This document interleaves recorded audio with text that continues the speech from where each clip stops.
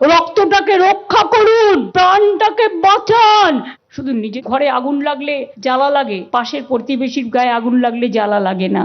একটা মানুষের জীবনের দাম অনেক বেশি। নেতাজি সুভাষচন্দ্র বোস বলেছিলেন, আমরা অন্তরের সঙ্গে দেশকে ভালোবাসি না, স্বজাতিকে ভালোবাসি না, তাই আমরা করি গৃহবিবাদ। তাই আমাদের মধ্যে জন্মে মীর জাফর ও বিচাদ, আজও তারা মরেনি, তাদের বংশ বৃদ্ধি পেয়ে চলেছে। আজকে আমাদের লড়াই করতে হচ্ছে কৌরব পক্ষের সাথে, মানবতাকে লড়াই করতে হচ্ছে অমানবিকতার সাথে।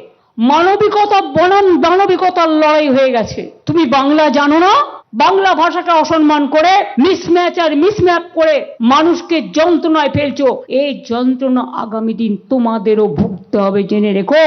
আজকে ভাবছো ক্ষমতায় আছো, কাল ক্ষমতায় থাকবে না, সেদিন জেনে রেখো মানুষ কিন্তু পেছু ছাড়বে না।